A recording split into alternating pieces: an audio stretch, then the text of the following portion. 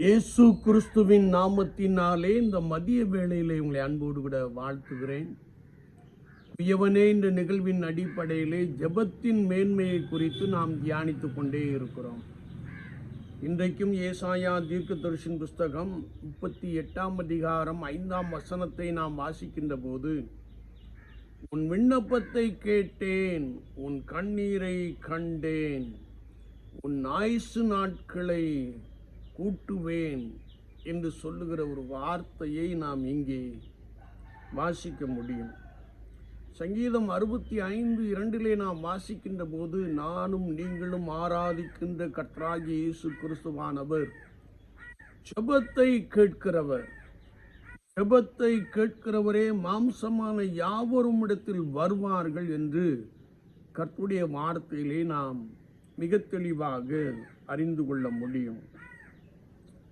இன்னும் நாம் 2 ராஜாக்களின் புஸ்தகம் 20ஆம் அதிகாரம் 5ஆம் வசனத்தை நாம் வாசிக்கின்ற பொழுது, இதே எசேக்கியா ராஜாவை குறித்து வசனம் சொல்லுகிறது, உன் விண்ணப்பத்தை கேட்டேன், உன் கண்ணீரை கண்டேன், நான் உன்னை குணமாக்குவேன் என்று எழுதப்பட்டு இருக்கிற வார்த்தையை நாம் வாசிக்க முடியும்.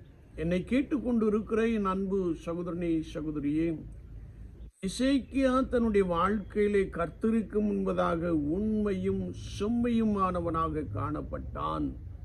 கர்த்தருடைய பார்வையிலே நலமானதை செய்தான். அவன் மரணத்துக்கு ஏதுவான வியாதிப்பட்டிருந்த பொழுது கர்த்தரை நோக்கினான் என்று வசனம் சொல்லுகிறது. ஆண்டவரை நோக்கி அவன் அழுது விண்ணப்பம் பண்ணினான். அந்த ஜெபத்தை ஆண்டவர் கேட்டார் என்பதை குறித்து நாம் பரிசுத்த வாக்கியத்திலே மிக ஆழமாக அறிந்து கொள்ள முடியும். எந்த ஒரு மனிதன் தன்னுடைய பலவீனத்தின் நிமித்தமாய் அல்லது எந்த ஒரு மனுஷி தன்னுடைய பலவீனத்தின் நிமித்தமாய், நெடுநாள் வியாதி நிமித்தமாய், மருத்துவராலே சுகப்படுத்த முடியாத வியாதி நிமித்தமாய், ஒருவேளை என்னுடைய வியாதி மரணத்துக்கு ஏதுவாக என்னை கொண்டு போய் விடுமோ என்று எண்ணுகின்ற அந்த சூழ்நிலையிலே நாம் கர்த்தராகிய ஆண்டவரை நோக்கி கூப்பிடுகின்ற பொழுது அவர் தம்முடைய வல்லமையை அனுப்பி, தம்முடைய வார்த்தையை அனுப்பி உங்களை குணமாக்க போதுமானவராக இருக்கிறார்.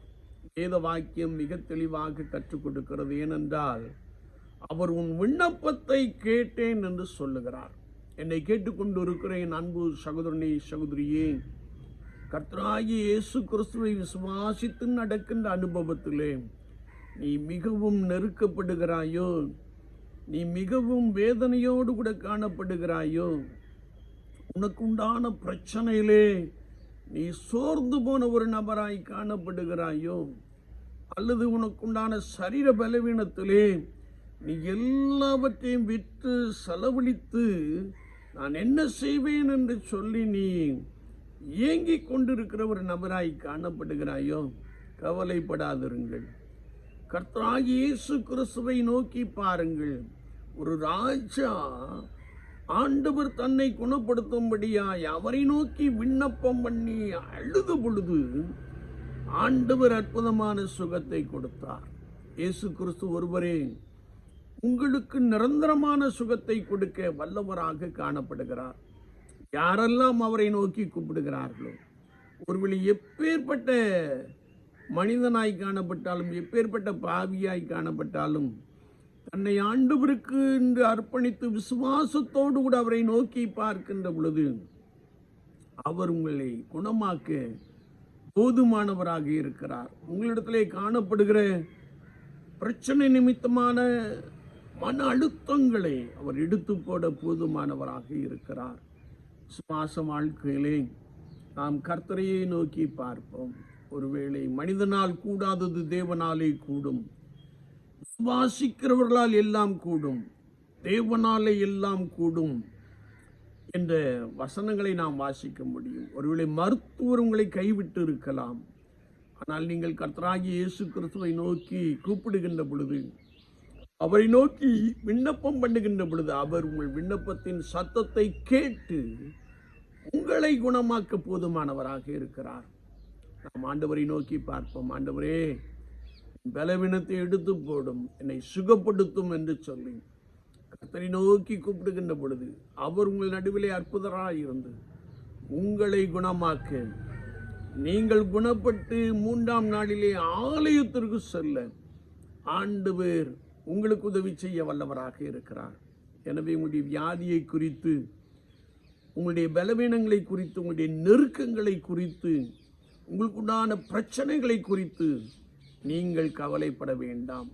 உங்கள் பிரச்சனையின் மத்தியிலே உங்களோடு கூட ஒருவர் இருக்கிறார். ஒரு கர்த்தராகிய இயேசு கிறிஸ்து என்று விசுவாசியுங்கள்.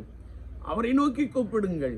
அவர் ஆராய்ந்து முடியாத பெரிய காரியங்களையும் எண்ணி முடியாத அதிசயங்களையும் உங்களுடைய வாழ்க்கையிலே இப்பொழுதே செய்ய போதுமானவராக இருக்கிறார்.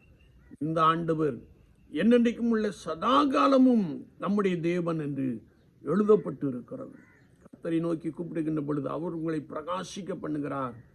உங்கள் முகங்கள் வெட்கப்படுவதில்லை. நீங்கள் கர்த்தருக்கு ஸ்தோத்திர பலிகளை, நன்றி பலிகளை செலுத்துவீர்கள்.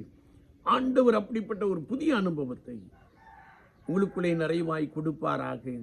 ஆமேன், ஆமேன்.